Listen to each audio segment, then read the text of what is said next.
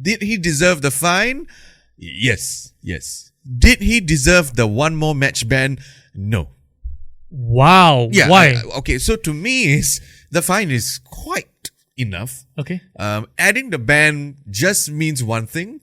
The Referees Association seems to be of a dictatorship. 442 Dudes.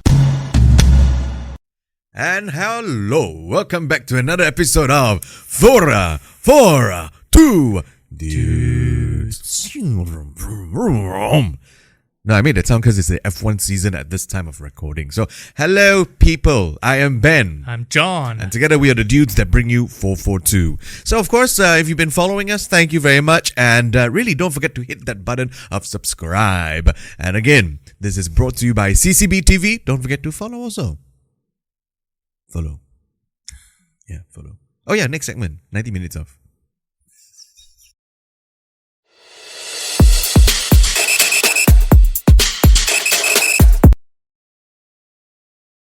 Alright, welcome back guys to the episode of 442, and now we're moving on to the first segment called 90 Minutes Off. Now for this last week, we actually we actually watched a lot of European international qualifiers over the World Cup qualifiers, the Euro qualifiers, and throughout this campaign, there were a few record breakers taking place this week. So, and the most famous of them all is Lamine Yamal. Oh yeah, the one that you pronounced wrongly lah. Yes, I know last week, for those of you who watched last week, I apologize. I mentioned Lamine Yassal. I think there was some autocorrect thing. Typo. I'm very sorry about that. But yes, let me get his name right again. Lamine Yamal. That's so, right. Man, what did he break? Which record did he break? I mean, first of all, besides his age being the youngest player, by the way, 16 years old and 57 days into his age. I mean, I was doing my, O-level. I wasn't doing this record breaking. Yeah. And he was also the youngest goal scorer when Spain went up against Georgia. Mm-hmm. I mean, the scoreline was 7-1, so. But he's got the last goal, right? Yeah. He was brilliant. I think the way he just he gelled with the team, the chemistry at 16 years old. Who does that? I mean, in a talented squad like that. So the best thing about him is that he's not even fazed by the occasion. Yeah, he wasn't. He just went do his thing, and then oh my goodness, the way his composure for a 16-year-old. It's fantastic. It's amazing. Yeah. He wasn't. Yeah, that's what he said. And some fun facts. There's some fun facts for you guys. Okay. So before Lamine Yamal scored for Spain in the last game, let me ask you this question. Yeah. Ask please. Because I did my research. Okay, I didn't, but okay. Maybe you guys can try as well. Yeah. Who was the previous holder of the youngest goal scorer in a European qualifying campaign? Gavi. Make a guess. No, not Gavi. European qualifying. I'm not. It's someone there's someone that all of you are very familiar with. He recently retired. Oh, not Theo Walcott. No. Oh, who? The answer is Gareth Bale. Oh. Yes. So Gareth Bale was the previous record holder for the youngest goal scorer in a European qualifying campaign, and his record stands at 17 years and 83 days when he scored Wales' only goal in a 5-1 defeat against Slovakia back in 2006. Wow. And 2006, Lamine Yamal wasn't even born yet. Yeah, I was actually 16 years old. Oh my gosh. I think. No. Really? Nah. No. Another fun fact, right? So he broke 3 records, isn't it? So one of them you mentioned was the youngest player ever for Spain, right? Yep. He was also the youngest goal scorer. Yeah, so we touched on the goal scorer record. Now, another fun fact. Okay, wow, another one. Yes. So Lamine Yamal, if you realize, I only said youngest player for Spain, but I didn't mention he was the youngest player for the European qualifiers. No. Because he didn't break that record. Oh, then who did? At 16 years old and 7 days, he is still not the youngest ever to appear. So there's someone younger. Yes. And this person now is actually playing in the Premier League. You want to make a guess who that is? No way. I have no idea. I can't think of anyone younger. He's playing for one of the top teams. Really? Yes. Even worse, can't be Jude. He's a very good friend of Erling. Phil Foden, no. I mean, who is? Oh my goodness! You don't know? No, I don't know. After all the clues, oh my gosh! Okay, so the youngest ever player that's appeared in a European qualifier is actually Martin Odegaard. Oh, who just signed also contract. Okay, but wow. Yes. And his record stands Oh. at 15 years and 300 days when Norway beat Bulgaria 2-1 in 2014. Okay. That's a fun fact for me, and Yep. perhaps a fun fact for you. And he actually made his debut for Norway, I think 150 days after he made his debut in the Norwegian top league, the first league. So so interesting facts. It must be all the salmon. That's why Exactly. they're doing quite And Lemmy Yamal wasn't the only one that broke records in terms of the youngest player and well. all. Okay, So who else? So we move on to the World Cup qualifying campaign Okay. in South America. Right. So Ecuador also fielded a player. Yeah, Um, for their qualifying campaign. correct, and his name is Kendra Pais. Yes. How old is he? Or how young? Oh my goodness, I didn't write this down. But I think see lah. 16 years and it's also 16 about years. 16 years. He's 16 Look years. at all the 16 years. years and don't know how many days. I think you Look can at see that. on the screen. Yeah, you yes. can see on the screen there. Look at that. Oh my Correct. goodness. And he's the youngest player ever for Ecuador and also the youngest player ever in a South American World Cup qualifying campaign. Okay. I don't know. What's your take, Ben, on all this calling up Young people. players in Yeah. when they're 16 and 17? Do you think they are actually ready for the international stage? I think we spoke briefly about this last season. It's the new age of being an 18 to 20-year-old. It used to be, the under 21s that you see someone who's 19-year-old in the first team and you go, oh, Kenha. I mean, is it possible? Yep. And then now it's just, you are expected at that age to perform. That's what I see. At 19. At about 20, 18, 19, 20, you expected to perform already. Now, given at 16, you are now the new breed that's supposed to come in. So the 16 is the new 18. Yeah, it feels like that. I mean, for football. Yeah, for football. It's interesting you mentioned that because back in the day, right, if you are making a debut at 21, 22, you are actually considered a really young exactly. player. But No, it it doesn't seems feel that like once you're 21, 22, you're supposed to be somewhat of a veteran already, right? That's what we're seeing now. You're supposed to be, you gotta know your stuff, gotta know your shit. Now it feels like it's different. They are trying to debut their academy players and it feels like it, which is a good thing, I feel. Really? Yeah, I feel. Why is that a good thing then? Well, in terms of club, in terms of country, you're giving these players a chance to play, a chance to show their talent. Yeah, so I think. But wouldn't that kind of like, so in essence, right, you're trying to prolong their career because now we are looking at players playing all the way into their late 30s, early 40s. Yeah. So that's essentially a 20 plus year kind of career.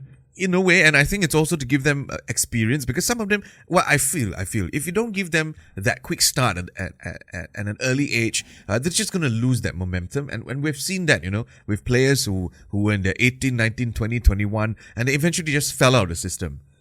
This is exactly why I worry. I only remember because I remember playing FIFA. This is very weird. I was playing FIFA a long time ago, and I remember a Liverpool player that I liked. I don't think he's there anymore. Pachico. Did you remember the name? Daniel Pachico, something like that. Argentinian. Yes. Or something. So I remember Spanish. I remember using him a lot. And he just fell out of the system. And he was quite young also. So these are players, you see them. I mean, I saw them playing games, but you could see them coming up, but somehow just fell out of the system. Huh? So I like that they're starting it young, and I like that they're giving these players chance because now we're remembering them. Okay. Yeah. So yeah. That's Fair enough. I mean, for me, I just think the other way. I think they're too young. Oh, is it? I know I'm the advocate of if you're good enough, you're old enough. Yeah. But I don't know. It seems like it's happening all too often, and it's almost like they're trying to shorten their careers again. I don't know. Okay. Well, so that's a very interesting statement from you where you said Why? they're shortening their career. Because they're starting so early. So And I you're don't afraid think injuries. That's what I feel. Okay. Yeah. Okay. But anyway, so let's move away from individuals. Let's move on to a team. Whose manager is about to shorten his lifespan. Lifespan. I thought you said shorten his hair, but Oh, no. no. I mean, that too. So we are actually talking about Portugal, right? So Portugal actually just achieved their biggest ever win in their history, a 9-0 win against Luxembourg. Yeah. And Cristiano didn't ever play because he was suspended. But, I mean, with a team against Luxembourg, no disrespect, but You just... I'm just saying Luxembourg is good, but Portugal has talents. Yeah, like Man United's Bruno Fernandes. Yeah, he had a hat-trick of assists, and including a Trivela cross.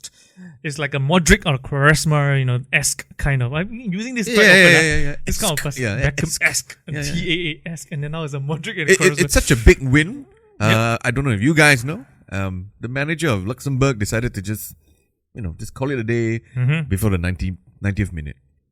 Call it a day before the 90th minute? As in, he just walked back to the dressing room. Even before the game, man. Yeah.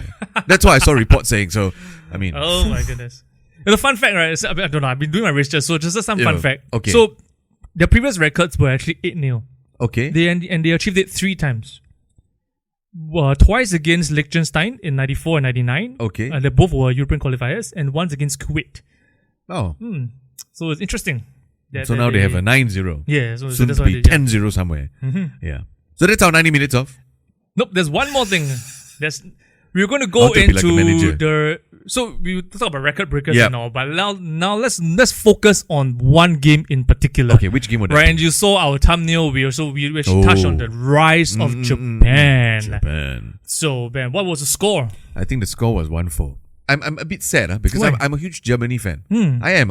I've liked Joachim Low. Yeah, that's Asian history already, pretty much. Yeah. Anyway, but yeah. So I feel that it was the wrong choice of manager from the start. I've never really liked this Flick dude. Really? If you ask me, Why? yeah, I never like. I don't think his style fits the national team. Bayern Munich for sure, but I've never liked him. Ever since his appointment, I've never openly said I've admired his style. I've always said, and I've told friends around me that I've still preferred Joachim Low. Even though he digs his nose and does weird things, but he got Germany to where they are. But, they deserve the loss. That's what I'm going to say. Before we delve deeper Yes. into why and how Germany kind of like basically they just disintegrated. they just disappeared. Let's focus on Japan first. Oh, we should. So if you look at the screen right now, in the last 4 games, Japan has beaten Turkey, Germany, Peru, and El Salvador. And all are convincing wins. If you look at the scores, that's at least 4 goals each game. Yeah. That's freaking amazing. Their squad are made out of talent that are playing in the big leagues. Exactly. You have those in the Premier League. I mean, even Liverpool as well. Yeah, I mean, and Endo just recently joined Liverpool, right? But I just looking through their squad, their current squad, only 4 players of the current 25-man squad play in Japan. Oh. 1 is in Qatar. The rest are all in Europe, whether it's in Germany, Scotland, England, or France. They're all in Europe. And that shows talent, no? I mean, this is just amazing. I mean, if you think about it, it is. In fact, right, I think recently there was a ranking in terms of all the best leagues in the world, right? And I think Saudi Arabia was somewhat in like 27 or something like that. Somewhere there, I think. The J League's top league, right, is actually 20th in the whole world. Oh, is it? They are voted the 20th best league in the whole world. That's the J League 1. Wow, I didn't know that fact. Okay. And in terms of the FIFA ranking, okay, Japan is actually 20th in the FIFA rankings. Oh, yes, that's very high. It's very, very high. By contrast, Germany is only 14, so they're not very far off from Germany actually. Like 6 places below. Exactly. Oh. And this is the second time that they've beaten Germany. I mean, they've beaten both Spain and Germany in the World Cup, right? Yeah. They actually topped their group, surprisingly. Yeah. Right? But Japan is, I think they're really, really a nation to watch. And they're made up of players who are very skillful, they are very nimble, and they're very quick. They are. They are. So, but I think most importantly, just to cut you a little bit there, they work as a team very well. Oh, definitely. Very, very this well. This is the Japanese we're talking about. Regardless of jobs, I think Japanese in general, as a culture, as a nation, they really work hard together. They really champion the team spirit. They do. Right, they do. So, I mean, I'm not surprising that you mentioned that. And so now let's focus a little bit more about how Germany actually capitulated. Okay. Yeah. So let's go. It's really pretty much a defensive disaster class, I would call it. Yeah, and it's all started with the formation. Not so much the formation, but the choosing of the players in the formation. Yeah. So I'm just going to focus on their defense. Okay. So they started with a flat 4. Joshua Kimmich started at right back. Centre back you had Niklas Süle and Rudiger, and left back you had Schlotterbeck. The problem with this is Kimmich, yes, he started his career as a right back, but he has been converted into a DM for the last 4 or 5 years. When was the last time he played right back? I don't think he played right back for a very, very long time. And suddenly out of nowhere he needs to play right back again. And Schlotterbeck is a centre back by trade. This is his first time starting a game at left back. Yeah. Yes. And you know what? That just means From the get-go, it's doom. Yeah, it's crazy. So I think, and I have no idea why they decided to play a super high defensive line. Throughout the whole game, they've all been so high. If you look at the screen right now, okay, this is a short video that we played, showing the third goal that they conceded. Right, so Rudiger actually, before he passed the ball, right, he could actually see Kubo. Okay. It's very clearly in his line of sight. But he still passed to Schlotterbeck. And then Kubo obviously pounced upon him, right? And then, as you can see, he got the ball and he started running. But if you just focus on the two circles over there, Rudiger was staying still, but Asano started running the moment Kubo got the ball. And then before you know it, Asano's in the lead. He has overtaken Rudiger. And now you see Kubo has so much space over here. A big area. Yeah, so this is my problem with the high line. And it's not just about the high line, no. They're professionals. They are defenders by trade, right? Defensive minded players by trade. I'm sure, and they can't even do the basics right of having a proper defensive line. They're all over the place. It's not even in a straight line. Can you just take a look at that?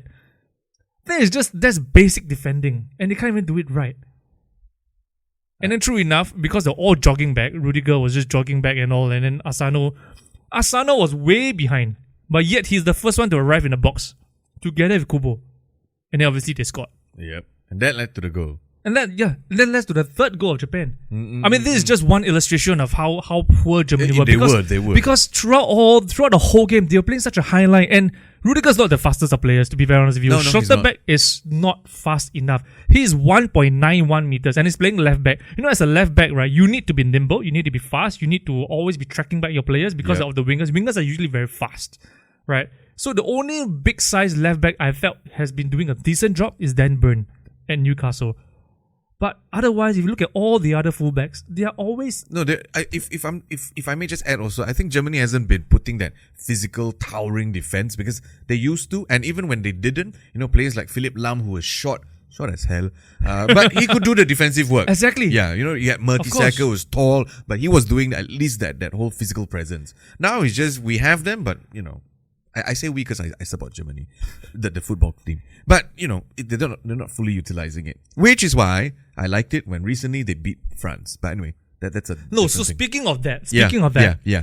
I just felt that the players somehow wanted to get Flick sacked. No, I just felt it was a message to say, he's not suiting us. Yeah, granted, he did. So are you saying that the players intentionally played poorly? No, I wouldn't say intentionally. I just think that, they are showing. So it's like, I'm going to give you this plan, follow the plan. They did follow the plan. It failed the plan and they go, you see, it's not working. And then when a new one comes in and, they're trying to show that maybe, I don't know what happened, but the interim coach might have said, okay, so guys, how do you want to play it? Shall we play it the way we'd always play it? And they did it and bam, look at that. When Thomas Muller scored that goal, friendly, it was a friendly, but he celebrated as if it wasn't a friendly. It was as if he wanted to prove a point. This is how you should play us. Yeah.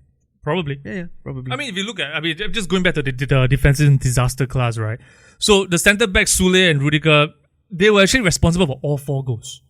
All 4 goals. Rudiger was responsible for the first goal, the third goal we just seen earlier in the video earlier, and Sule was responsible for the second and the fourth goal.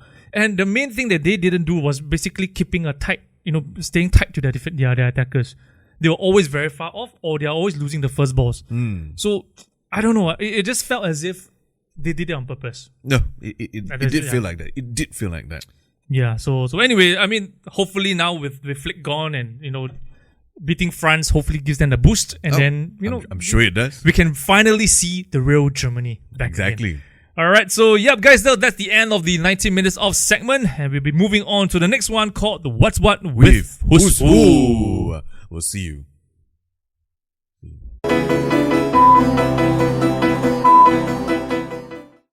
Welcome back to this segment of what we call What's What with Who's Who. We sound so mysterious. Okay, anyway. Anyway, so for this week's episode, we're going to focus on one thing and one thing only. And that is something which, to me, it's a little bit... Why, yeah? Because Van Dijk has been fined 100,000 pounds and was given an additional 1-match ban for his foul-mouthed comments on John Brick's decision to send him off against Newcastle. Okay. before I go into what I want to say, I just want to hear your thoughts first. Okay, first of all, they've made the rule. They made the rule that, during the game, when you're on field, if the referee makes a decision should be final unless VAR overrides it, blah, blah, blah, blah. Don't contest the referee. Yep. Just don't challenge the referee. That's basically the rule. I didn't make up the rule, It's the Botak Howard Webb came up with that. Did he deserve the fine? Yes. Did he deserve the one more match ban? No. Wow. Yeah. Why? So to me, the fine is quite enough. Okay. Adding the ban just means one thing. The Referees Association seems to be of a dictatorship. That's just me. If you talk too much, we'll ban you. However, the fine is really, justified. Yeah, justified. Because, they set the rule. They did set the rule that when the referee makes a decision or is about to make a decision, you have no chance, no way should you actually influence it. Or at least, just go against his judgment. Okay. So yeah, the fine is deserved. However, should be fined more. Why? I don't know, $100,000. How much they getting? I'm just saying. So in a way, if they want to deter, just deter with money. But don't do it with the match ban. That's just me. Interesting. Because I do want to see them play football. Okay. Yeah. Interesting. No, because here's my thing, right? Okay, what's your take? I think it's probably justified. Oh, the whole thing? The whole thing, I think it's probably justified. The reason, you pointed it out, because it's a rule that they set for this new season. Yeah. In our first episode, we mentioned about the new rules that we did. that has been implemented in this season, right? The problem right now is that they are very inconsistent in implementing those rules. But in Van Dijk's case, they implemented it correctly because he was. And I think one of the reasons why I think he was fined such a hefty amount is because it was caught on camera and is shown all over the world. And I'll give you some examples over here. Okay, come. So when I did my research and I went to compare over to some of the other pretty big fines that players had in the EPL, the biggest of all is actually John Terry. Wow. £220,000 I don't even remember for allegedly racially abusing Anton Ferdinand back in 2011 when QPR played Chelsea. So he was eventually not found guilty, but I think because of the hoo-ha and because of the press coverage, the pressure from the media and also the public, I think that's why he was fined £220,000. And Alan Pardew was his next one, £160,000 for headbutting David Mailer when Newcastle played Hull back in 2014, and he was also handed a 7-game touchline ban. Right. There are other cases. Roy Keane was fined £150,000 for admitting that he intentionally injured Haaland, not Erling, but his father, Elf, in 2001. Ashley Cole was fined $90,000 in 2012 for a tweet against the FA. He basically called them a bunch of right? Yeah. Correct. Even in the earlier days, in 1995, the infamous Eric Cantona kick against the fan. Oh yeah. He was fined £30,000 back then. He was banned for 8 months. No, I went to see the inflation calculator, the UK one. £30,000 back then is equivalent to about £60,000 this time around in the modern era. So if you think about it, right, hefty fines are usually, in my opinion, dished out when there's a lot of media coverage. And when it's apparently shown that's so widely viewed around the world. So pressure does add to the amount of fine. That's why I feel. And because unfortunately Van Dijk was caught on the camera shouting those expletives, right? And that's the reason why I think he was fined that amount. Is it probably justified? I agree with you in the sense. I think it's probably justified for such a heavy fine. Now the thing I want to talk about is apparently they said all fines that's due to disciplinary action will go back into reinvesting the Premier League, or at least in the Football League in England. Oh, yes. I didn't know that. So this is according to an article by The Athletic, right? So the FA maintains that they operate as a not-for-profit organization, and hence, whenever a player is fined for any disciplinary action, the money will be reinvested back into the football system. So just my question to them. And how? You're basically saying that whatever they've been reinvesting is not working. Exactly.